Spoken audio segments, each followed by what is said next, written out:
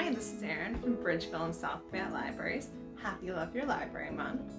Today we're going to make the really easy fall recipe, Chai-Infused Applesauce.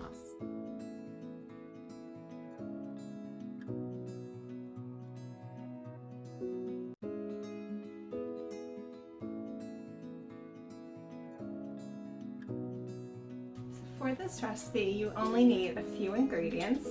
You want 3 to 4 pounds of apples, and you can do mixed varieties or you can do all the same kind. You want chai, and then you'll need 1 small cinnamon stick. And for the chai, you can use tea bags or loose leaf tea. If you're using tea bags, you want about 3 bags.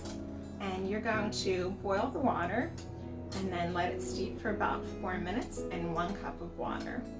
And with the apples, you want to peel them, core them, and then make sure they're cut into 8 pieces.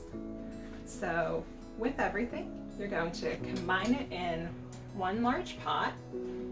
You'll throw in the cinnamon sticks. I'm going to bring that up to a boil, and then once it reaches a boil, I'm going to turn the temperature down to medium-low, cover it, and then let it simmer there for about 20 to 25 minutes until all of the apples get soft. And then once that happens, I'll remove the cinnamon stick, and then I can mash up the potatoes using a potato masher or an immersion blender until the consistency is what I want it to be.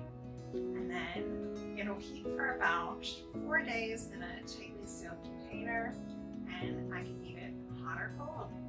So thank you for tuning in to Chai-Infused Applesauce. Have a great day, everyone.